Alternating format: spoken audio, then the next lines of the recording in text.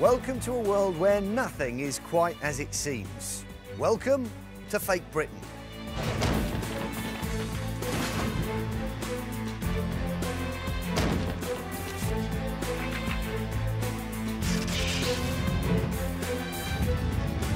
Get down! Get down! On the floor now! Put your hands behind your back now!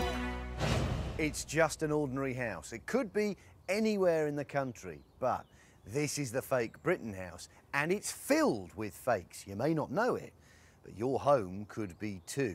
In this series, we'll be investigating the criminals trying to get their hands on your cash by using fraud, forgeries, and fakery. And I'll be showing you how you can avoid being taken for a ride. Today on Fake Britain. Danger on our roads, the fake car insurance putting us all at risk. And he had hoodwinked over 500 different victims, all paying thousands of pounds direct to his bank accounts for car insurance that were fake. The fake landfill site that caused lasting damage to the beautiful Welsh countryside.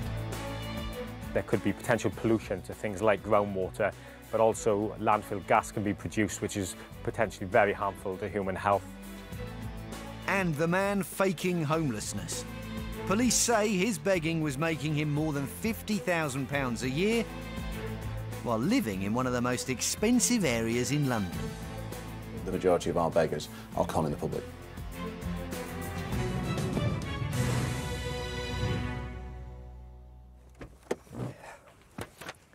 If you drive a motor vehicle on public roads, you need insurance. It's that simple.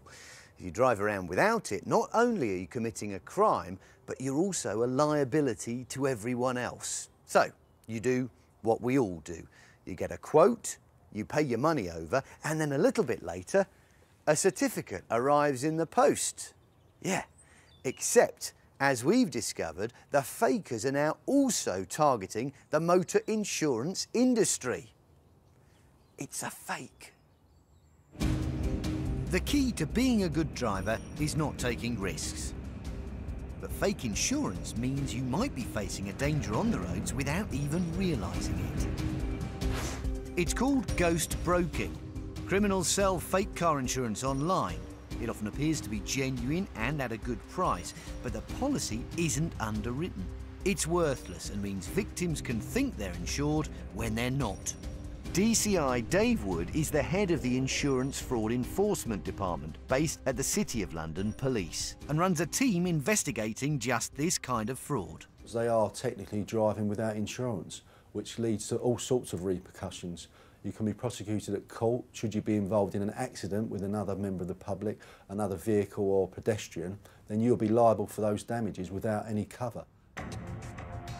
Nick Whitaker's family found out all about ghost broking the hard way. I was looking for some car insurance for my son who's 17, just passed his test, looking for some competitive car insurance in this day and age when it's very, very expensive.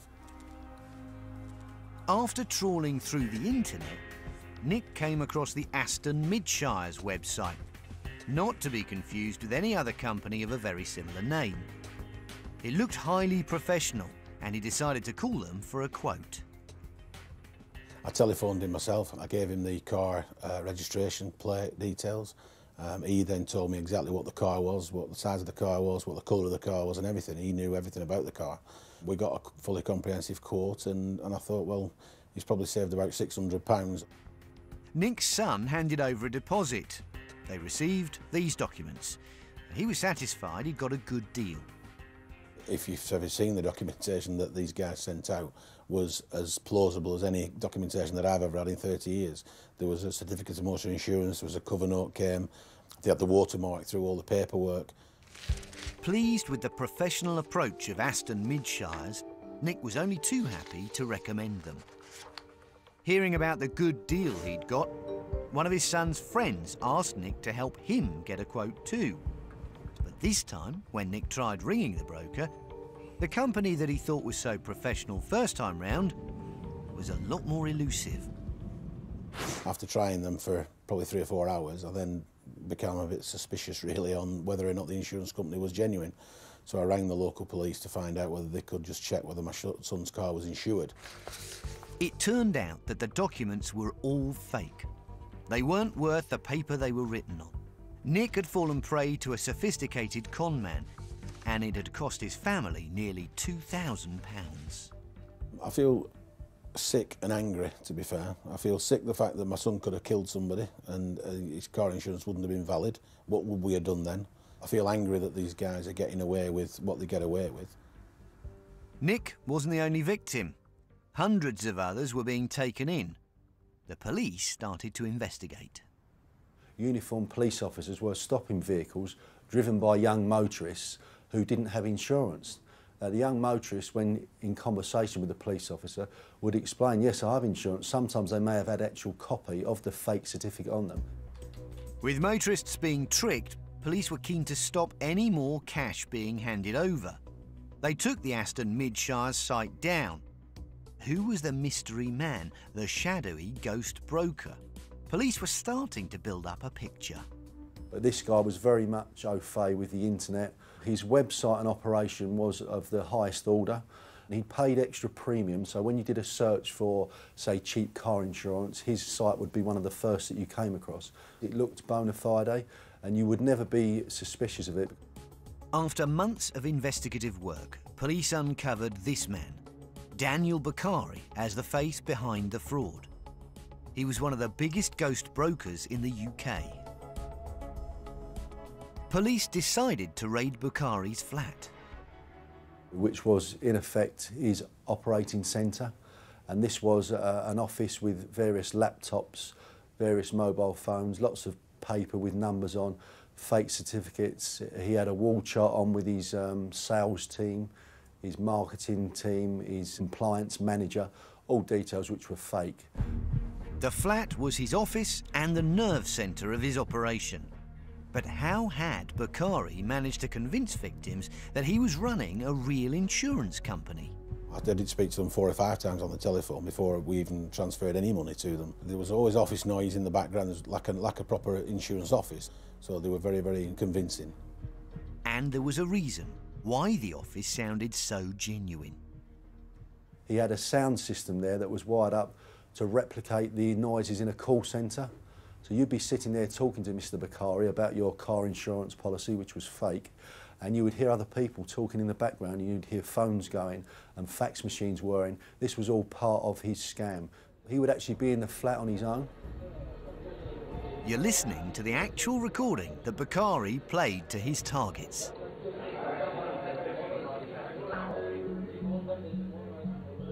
From his small riverside flat, Bakari had created the illusion of a busy insurance office.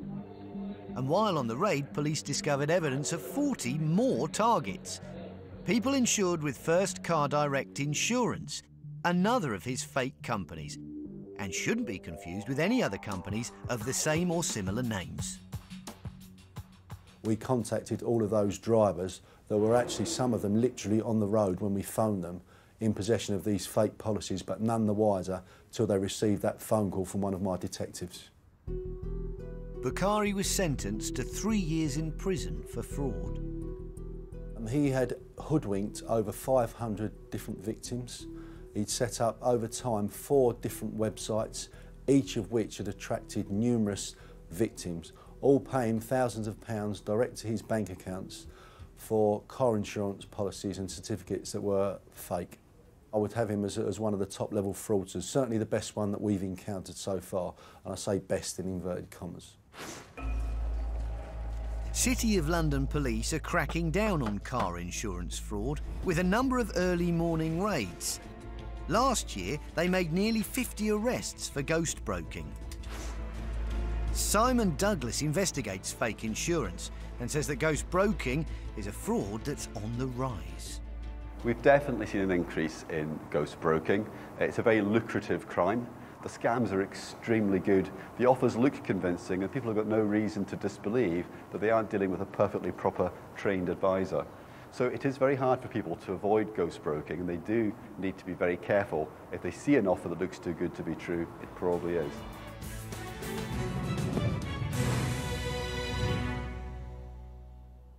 Many of us just walk on by. Some spare a little change, and there are those who do a lot more and are really generous. We all have different reactions to beggars on the street. Most of us agree, though, that if someone is genuinely homeless through no fault of their own, then they need and deserve our help. And that makes it all the more frustrating to know that there are some beggars who are faking it, and a tiny minority who've turned it into a lucrative business. Begging is illegal in Britain, but we all know it goes on. And although many of us don't mind giving cash, police say it's encouraging people onto the streets. They say many of the people collecting it aren't really genuinely homeless or in need, and are simply preying on the public's kindness. This is Lincoln, where police say fake begging has become something of an industry. They run an operation to tackle persistent and aggressive begging in the city centre. The first perception is that if somebody sees somebody sat on the ground looking for small change, that person is destitute, has no other means of support, needs that to survive. When they went to tackle begging, they uncovered another fraud taking place. Widespread fakery, with lots of people pretending to be hungry and homeless when they aren't. Some of our beggars are actually on benefits, have homes, and actually are making £50 a day just from the begging activities. Well, if you extrapolate that out, obviously, that's a lot of money over a year. In fact, it's more than you could earn working 9 to 5 on the minimum wage. Inspector Mark Garthwaite is determined not to allow the public to be conned. Here he's briefing his officers before a patrol, and in front of him are pictures of the city's most persistent beggars. This is probably our most prolific, yeah, so he's the one that you're probably going to come across most today. He got aggressive with people and has a well-established house. Absolutely no reason for him to be begging whatsoever. In fact, 5 out of the 6 people in these mugshots are faking it. Although they might appear homeless when out begging, they all have addresses, and some are on benefits. With the briefing over, officers head off into the city. And it's not long before they come across one of the men on their list. Down at the waterfront, they spot one of their 6 most prolific offenders sitting in a popular begging location. He's got a home and is well known for begging in the city centre. Some good benches up there. Would you want to kind of sit yourself up on the bench then? If you sit there, it may appear that you're begging, which is a criminal offence. The police move him on with a warning not to come back. Another team has spotted this man. A well-known street beggar, he's sitting in a spot that police know people often use for begging, and he's attracted some passers-by. I know I can't buy you a bottle of champagne. Can I get you a cup of tea? Okay. While the woman heads off to fetch him a cuppa, the officers move in for a chat. Isn't it? Yes. I don't believe you're begging at the moment, but I do know you've had history of that round here. You've been spoken to about it. The only reason I put the cardboard on here and there is to save him getting cold and me Right. getting piles. They was the specific ladies I was looking for because the council had literally just housed us and I wanted to give them the address. And Okay. If what you're telling me is the case and these ladies are offering just to get you a cup of tea, I have no issue with that whatsoever. You know the drill as well as I do. Yeah. Oh, sorry, my lovely. As soon as I've drank this, I can go in. Yeah. So if when we come back in an hour's time or so you're still here, it will be a different situation. Okay, all right, you're very welcome, thank you. Despite his rucksack, some cardboard and a dog, the man admits he's currently housed. It's a softly approach this time. If this gentleman does have a home address, there is a possibility that he is begging alongside claiming benefits. And on this occasion, we felt that it was a more appropriate action to request that he move on rather than take a more official response of ticketing or fining him. We have beggars who are genuinely homeless and who will actually say thank you for a cup of coffee or a slice of cake or a sausage roll or whatever people want to give them. And you know, so they're making nothing. They are simply going hand to mouth. And we accept that, and they're the people we will target most with the support and the help. The people that have made over £50 a day in cash and have benefits and are in housing, well, you know, you're talking about quite a good wage there. Yeah, that's a lot more money than some people are making who are working hard for it, and actually are probably some of the people that are giving money to these people in the first place. Lincoln is a popular place for tourists. Police say in the past it's attracted professional beggars from far and wide, but that the operation has successfully brought numbers down. They say patrols like this are vital and usually turn up results. Today is no different. Hello there. This man is a persistent offender. What's your name? He's been banned from sitting on the ground anywhere in Lincoln. He has an address and is well known to police. Are you moving on now? OK, so you know you shouldn't be here. Well, you do know you can't be in the centre of town, so consider this as a warning for doing this. This is our most prolific beggar. He will walk away when our officers approach. He will sit in areas not covered very well by CCTV because he knows then we're less likely to be able to prove things. So he is very, very sharp around the legislation, knowing what we can do. And do you have an address? Yeah, I've been staying at 35. After giving police his address, they let him move on. OK, well, consider this a warning. All right, if we see you again, we'll have to move. He has been offered help by various charities and has thrown it back in their face. He refuses the help, he refuses to change his lifestyle because he's making a substantial amount of money from this, thank you very much. Rick Henderson runs Homeless Link, a charity that helps the genuinely needy. They've conducted research into fake begging. The public, when they're faced with seeing somebody begging on the streets, make the assumption that they are genuinely homeless. But our research shows that this is often not the case. Of people with experience of homelessness, 8 in 10 admit to sleeping rough, but only 3 in 10 admit to begging. So there isn't really a direct link that we can find between homelessness and begging. Rick says members of the public wanting to help the homeless should think carefully about how they give. We think that there are alternatives that people could choose instead of giving money to beggars. For example, they could buy copies of The Big Issue, they could donate their money or time to local homelessness charities. So giving to beggars, although it's a personal choice, is not the only option.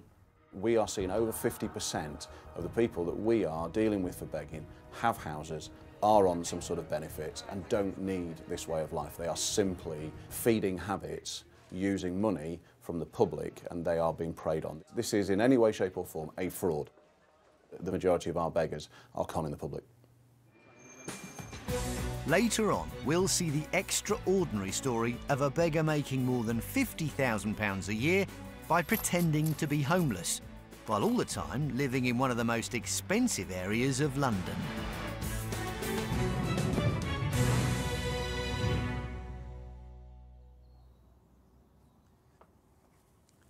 Where there is muck, some people say, there is brass. Well, this much is for certain. There is a lot of money to be made by disposing of our waste. It's expensive, and there are all sorts of rules and regulations about what you dump where. Of course, where there is big money involved, inevitably, the fakers will want a piece of it, even if it means dumping thousands of tons of dangerous waste into one of the most beautiful areas of the country, a landfill site which is completely fake. Wales is a land of mountains and valleys, rivers and streams, so you would think that the water quality here would be quite good. But today, they're having to do a test to see if it's polluted. It's something they might have to do for quite some time. And it's all down to the irresponsible actions of a faker who affected the people living here in Tredegar, in South Wales. The people in this small town were worried about an overwhelming smell. Where was it coming from? Nobody around here seems to know what it was, what the smell was, where he was coming from. Stuart Brown and his sons had smelt a rat. My boys used to walk along the mountain and they was always on about the smell up there and like brown liquid running down along the mountain. It smelled like raw sewage. Not very nice for the people about you, and don't really want that on your doorstep. And they weren't the only ones concerned. Catriona Harvey works for Natural Resources Wales. It's her job to protect a countryside that she says is increasingly under attack from fakers. We had a report via our incident hotline of illegal tipping taking place at this site. But when Catriona arrived, what she uncovered shocked her.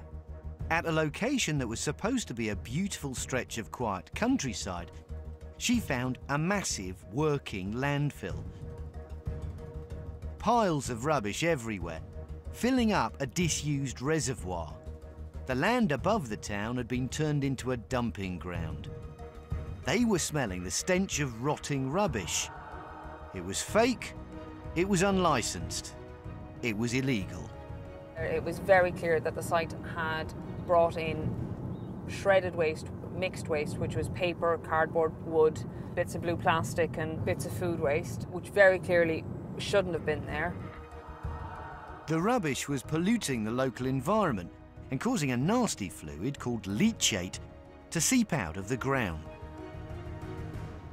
It was leaving the site in quite a high volume and the quality was shockingly poor. It was equivalent to raw sewage. The River Sahawi is in close proximity. If the pollutant had gotten in strong enough concentrations, we could easily have lost the local fish population. Catriona and her colleagues slowly started to work out exactly what was going on. Paul Morris, a local farmer, had been letting the lorries and the cash roll in. He set up his rubbish dump by convincing companies he had permission to run a landfill that could take all sorts of products, but he was faking it. The truth is, he was only allowed to throw down soil and stone to build a farm track. Instead, he was selling the opportunity for companies to dump all kinds of waste here. He was trying to cover up his crime by putting a layer of stones on top. A staggering 80,000 tonnes of rubbish later, authorities were dealing with one of the biggest fake landfill sites in the country.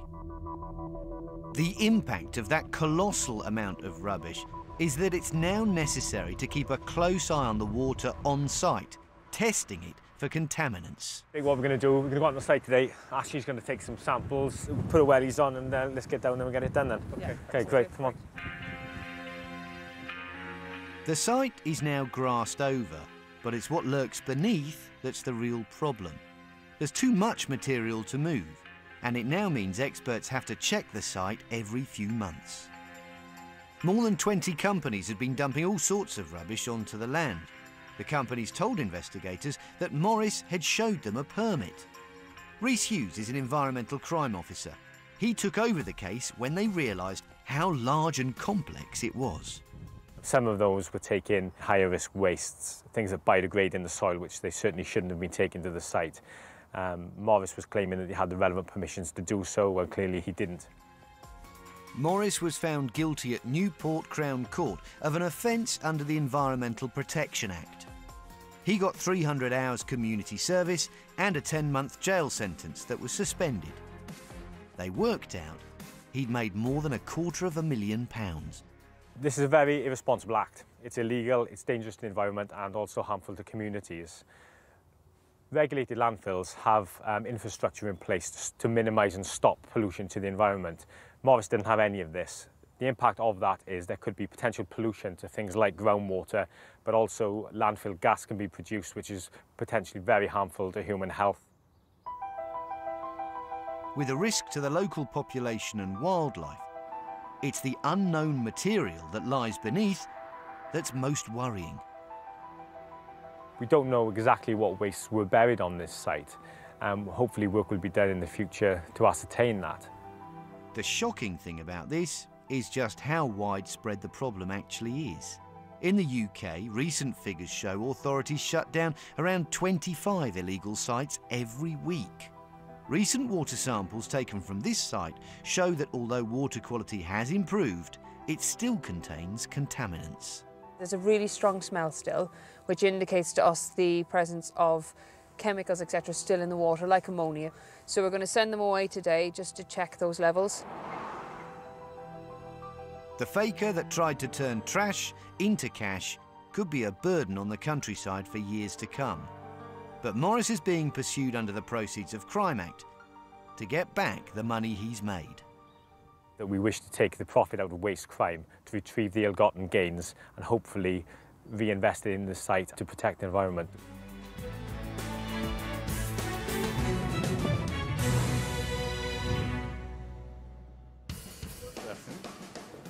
Earlier, we saw how police in Lincoln are trying to stop fake beggars conning the public out of cash by pretending to be homeless.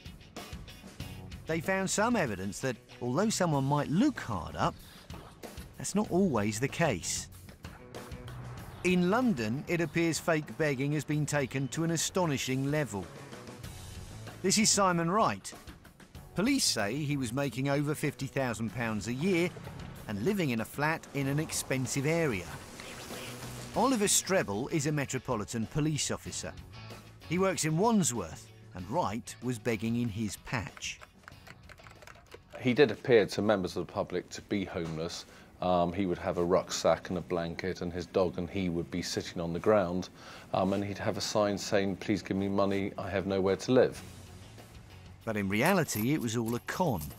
Wright was making significant sums of money through begging, while living in a flat and claiming benefits. Simon Wright was making between £200 and £300 a day, in change mainly, but also notes, as I saw myself when moving him on. I've seen £5, £10 and even a £20 note given to him. Police believe Wright was making more than £50,000 a year, tax-free, begging in Putney. It certainly seemed as though Wright was getting away with it, but local people who'd given him money started realising what he was up to, and they contacted the police. We had a lot of calls from the public. There were websites where people were blogging, talking about the fact that here was this man and he has somewhere to live. It was public information. Pressure was growing for the police to do something. Wright was lying to people about not having a home. In fact, he carried a sign that said as much. It gave Oliver the chance to take him to court for his fakery. At court, he was convicted for fraud by false representation and for begging. He had pleaded guilty to it as a no contest. I think he assumed that there would just be another usual small fine and then he'd be out the door again. But the conviction meant that Oliver was able to secure an ASBO for Wright, banning him from begging in Putney or anywhere else in London. I was very pleased because it moved Simon Wright out of the area, and it dealt with one of our key concerns, which is antisocial behaviour in the area, by getting rid of Simon Wright and his hangers-on. However, since then, Wright has breached his ASBO, begging in the capital on a number of occasions. Simon Wright may be a one-off, an extreme, but he does prove the point. If you really want to help out a homeless person, you might be better off giving your money to one of the many charities that support them.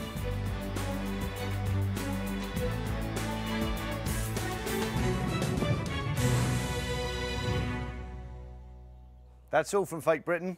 Goodbye.